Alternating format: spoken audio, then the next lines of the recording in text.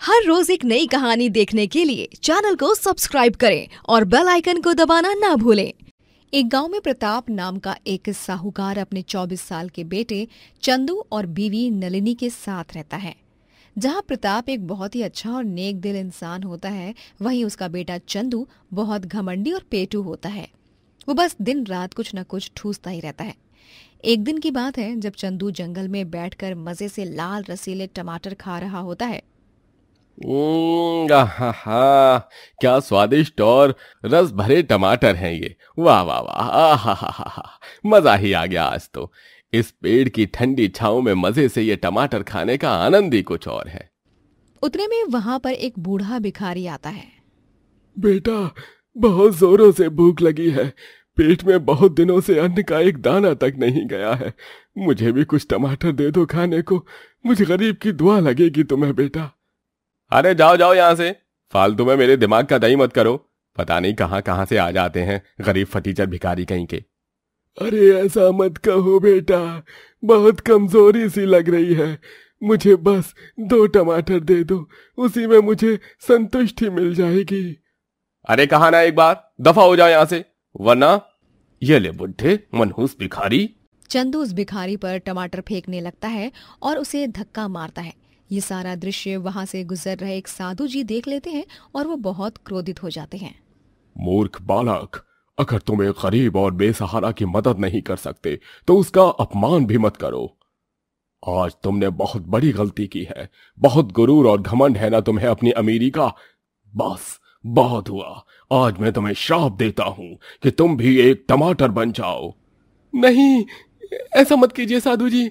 साधु जी के श्राप से चंदू एक चलता फिरता टमाटर बन जाता है। वो रो बिलक कर साधु जी से माफी मांगता है, लेकिन वो उसकी एक नहीं सुनते हैं।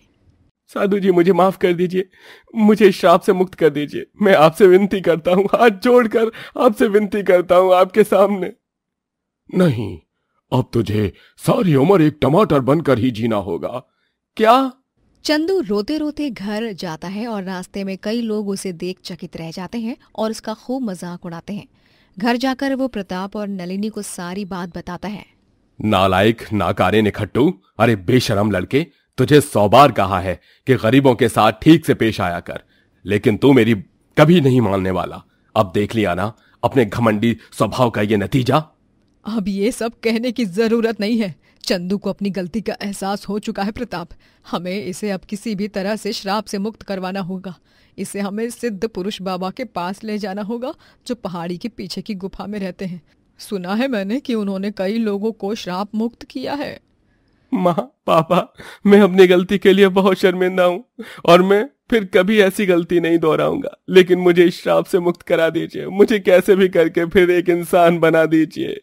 प्रताप और नलिनी चंदू को उस गुफा में ले जाते हैं जहां पर सिद्ध पुरुष बाबा रहते हैं। वो उसे देखकर कहते हैं, इसका श्राप कभी काफी शक्तिशाली है और इससे मुक्त होना भी बहुत कठिन कार्य होगा। तुम्हें गरीबों की मदद करनी होगी, तब जाकर ही तुम्हारा ये श्राप खत्म होगा। गरीबों की मदद? ठीक है बाबा, मैं पूरे गांव में हर गरीब की मदद करूंगा और उन्हें वो सब दूंगा जिसकी उन्हें जरूरत है।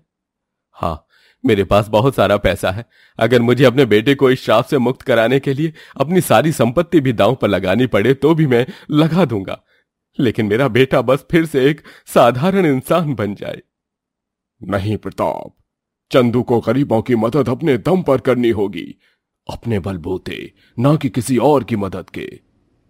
क्या? क्या? लेकिन ऐसा कैसे मुमकिन है बाबा? हाँ बाबा। बाबा, मैं तो पैसे भी नहीं कमाता हूं और अब तो मैं टमाटर बन चुका हूं। मैं कैसे करूंगा गरीबों की मदद, वो भी एक टमाटर के रूप में होते हुए? कर सकते हो, एक जादुई टमाटर बनकर। क्या? लेकिन मैं एक जादुई टमाटर कैसे बन सकता हूं और मेरे पास जादुई शक्तियां कैसे आएंगी? आएंगी, लेकिन तुम्हें उसके लिए एक बहुत कठिन कार्य करना होगा। कर पाओगे? कठिन कार्य? कैसा कठिन कार्य बाबा? तुम्हें मैं एक नक्शा दूंगा जो तुम्हें एक बहुत ही प्राचीन गांव में ले जाएगा। वहां जाकर तुम्हें एक तिलिस्मी कुएं से तिलिस्मी जल ग्रहण करना होगा। उस जल को ग्रहण करने के बाद तुम्हारे भीतर जादुई शक्तियां आ जाएंगी। अरे वाह, लेकिन तुम उन जादुई शक्तियों का इस्तेमाल केवल दूसरों की मदद करने हेतु ही कर सकोगे, खुद के लिए नहीं। तुम्हें उस प्राचीन गांव तक पैदल जाना होगा, पूरे 3 दिन लगेंगे। लेकिन यही तुम्हारी परीक्षा है, तुम्हारे मन को पढ़ने की और तुम्हारी गलती को सुधारने का यही एकमात्र मार्ग है। एक बार तुम एक जादुई टमाटर बन जाओगे, तब तुम गरीबों की मदद कर पाओगे, वो भी खुद के बलबूते, ना किसी की मदद के लिए। ठीक है बाबा, मैं ये करूंगा। मैं सबको ये सिद्ध करना चाहता हूं कि मैं बदल चुका हूं। मुझे सच में इस एक हादसे से जीवन भर का सबक मिल चुका है, और अगर मेरी अच्छाई इस कार्य को करके सिद्ध होगी तो मैं ये करने के लिए तैयार हूं। दीजिए मुझे वो नक्शा बाबा। बाबा चंदू को वो नक्शा देते हैं। चंदू बेटा, अपना ख्याल रखना, चाहे कुछ भी हो जाए हिम्मत मत हारना। हाँ बेटा, अब तुम्हारी जान तुम्हारी हाथों में है, डट कर सामना करना हर मुश्किल का। जी पापा। चंदू बाबा का आशीर्वाद लेकर उस प्राचीन गांव की ओर निकल पड़ता है। चलते चलते रास्ते में कई सारी मुश्किलें आती हैं, आंधी, तूफान, बर्फबारी और तो और कठिन और जानलेवा रास्ते भी। लेकिन उन सब का सामना करते हुए चंदू आगे चला जाता है और वो आखिरकार उस प्राचीन गांव में स्थित उस तिलिस्मी कुएं तक पहुंच ही जाता है। और वो आखिरकार वहां पर पहुंचकर उसमें से तिलिस्मी जल निकालकर उसे पीता है और एक जादुई टमाटर बन जाता है। तभी उसे वहां पर एक गरीब भूखा बच्चा दिखाई देता है। अरे, ये बच्चा बेचारा काफी भूखा और दुखी दिख रहा है, मुझे इसकी मदद करनी होगी। चंदू अपनी जादुई शक्तियों से उस बच्चे के लिए भोजन प्रकट करता है और साथ ही उसे नए कपड़े और कुछ पैसे भी देता है। धन्यवाद टमाटर, मैंने कभी एक इंसानी टमाटर नहीं देखा है। आपके कारण मेरी सारी मुसीबतें मिट गईं। आप मेरे लिए भगवान समान बनकर आए। आपका सच में बहुत बहुत धन्यवाद। कोई बात नहीं बच्चे, खुश रहो।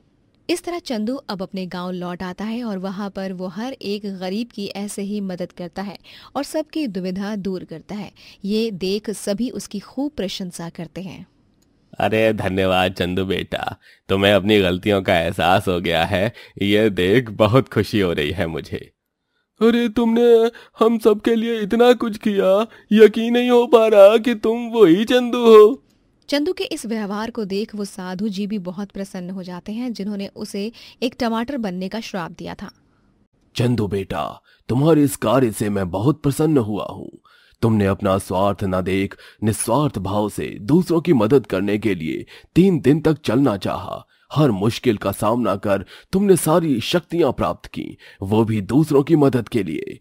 अब मुझे ये समझ आ गया है कि तुम सच में सुधर चुके हो, इसलिए मैं तुम्हें इस श्राप से मुक्त करता हूँ। धन्यवाद साधु जी, मैं आपसे और इस पूरे गांव से वादा करता हूँ कि मैं आज के बाद कभी भी बुरा काम नहीं करूंगा और हर जरूरतमंद की मदद करूंगा। बहुत खूब बेटा, ऐसे ही नेक विचार रखो, तभी ही तुम अपना जीवन में आगे जाओगे, वरना पीछे ही रह जाओगे। साधु जी अपना श्राप वापस लेकर चंदू को फिर से एक इंसान बना देते हैं और चंदू अब एक अच्छा इंसान बनकर सबके साथ प्रेम और स्नेह के साथ पेश आता है और हर गरीब की मदद करता रहता है। आंचल एक गरीब घराने की लड़की होती है। विकास उसके साथ शादी करके उसे अपने साथ शहर ले आता है, लेकिन शहर आने के बाद आंचल देखती है कि विकास की पहले से ही शादी हो चुकी है और उसने उसे धोखा दिया है। ये क्या विकास जी, आपने मुझे और मेरी माँ बाबूजी को इतना बड़ा धोखा क्यों दिया? मेरे बाबूजी ने अपनी जिंदगी भर की कमाई से आपको दहेज दिया। वो कितने खुश थे क्योंकि उनकी बेटी एक शहरी ससुराल में ब्याहने जा रही थी, लेकिन ये सब। चल चल, ज्यादा भाषण मत दे अब। हाँ, तू अब इस पिंजरे में फंस चुकी है। अब तूने अगर अपने मायके जाने की कोशिश भी की तो तेरी टांगे तोड़ देंगे हम। इस घर की बहू रानी हमारी बेगा बहू है और तुम अब इस घर की नौकरानी हो, समझी आंचल? क्या? वाह विकास वाह, मान गई तुम्हें मैं। मेरा काम करने के लिए तुमने एक मुफ्त की नौकरानी ला दी। धन्यवाद मेरे प्यारे पतिदेव। तुम्हारे लिए कुछ भी मेघा मेरी जान। ए लड़की, अब यहीं पर खड़ी रहेगी या काम भी करेगी? चल जाकर सारे काम निपटा, बहुत सारे काम रहते हैं और अब तुझे सुबह से लेकर रात तक बस यहाँ पर काम ही करना होगा। जो जो सपने सजाए थे उन सबको भूल जा तू अब। आंचल के साथ बहुत बड़ा धोखा हुआ था, लेकिन वो किसी को कुछ बता भी नहीं पा रही थी और विकास के परिवार वाले उसके साथ खूब सख्ती से पेश आते। उसकी माँ हेमा, बीवी मेघा और पिता रविंद्र तीनों आंचल से ढेर सारा काम करवाते। ओ महारानी, तू 5 मिनट भी आराम नहीं कर सकती? चल उठ और उठकर जल्दी से मेरे लिए मूंग दाल का हलवा बना। उठती है या तुझे गरम तवे पे चटके दूं? ठीक है पापा जी, मैं अभी बनाती हूँ। एक दिन जब आंचल से गलती से सफाई करते वक्त विकास और मेघा की शादी का फोटो फ्रेम टूट जाता है, तभी मेघा उसे बहुत मारती है। ये ले, मैं जानती हूँ तूने ये जानबूझकर ही किया है। जानबूझकर तूने मेरे और विकास के फोटो फ्रेम को तोड़ा है। नहीं, मत मारो मुझे मेघा, मुझे बहुत दर्द हो रहा है। मेघा, मैंने जानबूझकर ये फोटो फ्रेम नहीं तोड़ा है, ये गलती से टूट गया है मुझसे। मेरी बात पर विश्वास करो मेघा। अब तो इसे 3 दिन तक भूखी प्यासी ही रखना, तब इसकी अकल ठिकाने आएगी और अगली बार से ये अच्छे से काम कर पाएगी। अगले दिन जब आंचल घर के बाहर सफाई करके पौधों को पानी डाल रही होती है, तभी उनकी पड़ोसन देविका उससे कहती है, अरे तुम हेमा जी की नई नौकरानी हो क्या? तुम्हारे शरीर पर इतनी चोटें कैसे आई हैं? क्या हुआ है? कुछ भी तो नहीं। इतना कहकर आंचल वहां से चली जाती है, जिसके बाद देविका को हेमा और उसके घर वालों पर शक हो जाता है। आखिर माजरा क्या है? रोजाना इस नई नौकरानी के चीखने चिल्लाने की आवाजें आती रहती हैं इनके घर से, मानो जैसे कि ये लोग इसे बेरहमी से मारते हों। मुझे सच क्या है इसका पता लगाना होगा। कहीं ये लोग इस बेचारी नौकरानी के साथ कुछ गलत तो नहीं कर रहे। फिर एक रोज जब फिर से हेमा और विकास आंचल को किसी छोटी मोटी बात को लेकर मारने लगते हैं, तभी आंचल की चिल्लाहट सुनकर देविका उनके घर की खिड़की के पास आती है और वो ये सब देखकर हैरान और भौचक्का रह जाती है। हे भगवान, इसका मतलब मेरा शक सही था। मुझे फौरन पुलिस को बुलाना होगा। मैं इस मासूम लड़की के साथ अन्याय नहीं होने दूंगी। देविका फौरन पुलिस को बुलाती है और पुलिस ऑफिसर विकास और उसके बुरे घरवालों को गिरफ्तार करके ले जाते हैं, जिसके बाद आंचल अब देविका के पास चली जाती है। धन्यवाद देविका काकी, आपके कारण आज मैं उस पिंजरे से आजाद हो पाई हूँ, वरना मुझे तो लगा था कि मैं कभी वहां से निकल नहीं पाऊंगी और जिंदगी भर बस उनके अत्याचार को सहती ही रहूंगी। कोई बात नहीं आंचल, अब तुम्हें परेशान होने की कोई जरूरत नहीं है और ना ही घबराने की। तुम एक औरत हो और एक औरत माँ दुर्गा का रूप होती है। मैं यहाँ शहर में अकेली ही रहती हूँ। मेरे बच्चे विदेश में काम करते हैं। तुम चाहो तो मेरे साथ यहाँ रह सकती हो। हाँ देविका काकी, धन्यवाद। मैं गांव में रह रहे मेरे माँ बाबूजी को सब कुछ अभी नहीं बताऊंगी, लेकिन कुछ समय बाद बता दूंगी। अभी मेरे बाबूजी की तबीयत थोड़ी खराब सी है, वो खामखा चिंता करेंगे, जिसके बाद उनकी तबीयत और ज्यादा खराब हो सकती है। हाँ आंचल, तुमने बिल्कुल सही कहा। मत बताओ उन्हें कुछ भी अभी। आंचल देविका के साथ रहने लगती है। आंचल के हाथ का इतना स्वादिष्ट और मजेदार खाना खाकर देविका उससे कहती है, आंचल, तुम्हारे हाथों में ऐसा कौन सा जादू है बेटा? इतना अच्छा खाना कैसे बना लेती हो तुम? सच में मैं तो फैन हो गई हूँ। हाँ, अब से तुम्हारे हाथ के खाने की ये दाल, ये सब्जी, उफ क्या स्वाद है। धन्यवाद देविका काकी, और लीजिए ना, ये पापड़ और सलाद भी खाइए। आंचल, क्यों ना तुम एक ढाबा खोलो जहाँ पर तुम ये सारे स्वादिष्ट स्वादिष्ट पकवान बनाकर बेच सको। तुम पैसे कमा पाओगी। लेकिन काकी वो... मैं जानती हूँ तुम्हें घबराहट महसूस हो रही है, लेकिन बेटा, जीवन में हमें हमेशा अपने पैरों पर खड़े होकर आगे जाना होता है। यही समय है बेटा कुछ करके दिखाने का और जीवन को सही तरह से जीने का। अब बेचारी नहीं, इस दुनिया की सबसे साहसी और मेहनती महिला बनने का वक्त आ गया है। तुम्हें ढाबा खोलने में मैं मदद करूंगी। तुम्हें उन सब की चिंता करने की भी जरूरत नहीं है। ठीक है काकी, तो तय रहा, मैं अब अपना ढाबा खोल कर ही रहूंगी। आंचल अब शहर में अपना ढाबा खोलती है, जहाँ पर वो तरह तरह के पकवान बनाती है, जिन्हें खाकर ग्राहक बड़े खुश हो जाते हैं। अब धीरे धीरे आंचल के ढाबे पर ग्राहकों का आना जाना बढ़ जाता है। क्या बेहतरीन और उम्दा खाना बनाया है।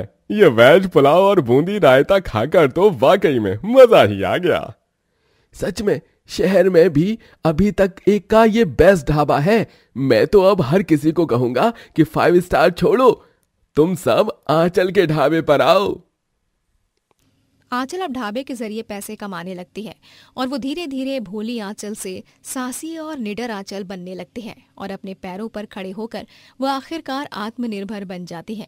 वो अपनी माँ और बाबूजी को भी शहर बुला लेती है और एक नए घर में रहने लगती है। बेटी, हमें तुम पर बहुत नाज है।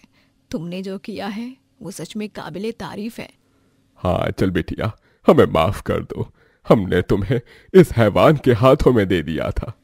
कोई बात नहीं बाबूजी, अब सब ठीक हो चुका है। उस हैवान के हाथों में आने के बाद ही तो मैं देविका काकी से मिल पाई हूँ और उनकी मदद से आज मैं अपने बलबूते ये सब कर पाई हूँ। धन्यवाद देविका काकी। आप अगर मुझे प्रोत्साहित नहीं करती और सही मार्गदर्शन नहीं देती ना, तो आज मैं इस मुकाम पर नहीं पहुँच पाती। आप सही कहती हो, हर लड़की को आत्मनिर्भर होना चाहिए और बिना किसी से डरे गलत का खिलाफ लड़ना चाहिए और बेचारी ना बनकर हमेशा खुद का बचाव करना चाहिए। डर कर कुछ नहीं मिलता। हाँ आंचल, मुझे भी आज तुम पर बहुत फक्र महसूस हो रहा है कि तुमने इतना सब कुछ सहने के बाद भी हार नहीं मानी और हर मुश्किल का सामना करके आज इस शहर में अपना घर बना लिया और आज पूरे शहर में तुम्हारे ढाबे का ही बोलबाला है। जीती रहो बेटी। ये थी आंचल की कहानी। आंचल की तरह हम में से कई सारी लड़कियां आज भी डोमेस्टिक वायलेंस यानी कि घरेलू हिंसा का शिकार होती हैं, लेकिन हर लड़की को निडर होकर अपने लिए लड़ना आना चाहिए और साथ ही अपने पैरों पर खड़े होकर बिना किसी के सहारे के आगे बढ़ना भी आना चाहिए। दोस्तों, अगर आपको ये कहानी पसंद आई तो लाइक करें, शेयर करें और कमेंट करके बताएं कि कहानी में आपको सबसे अच्छा क्या लगा।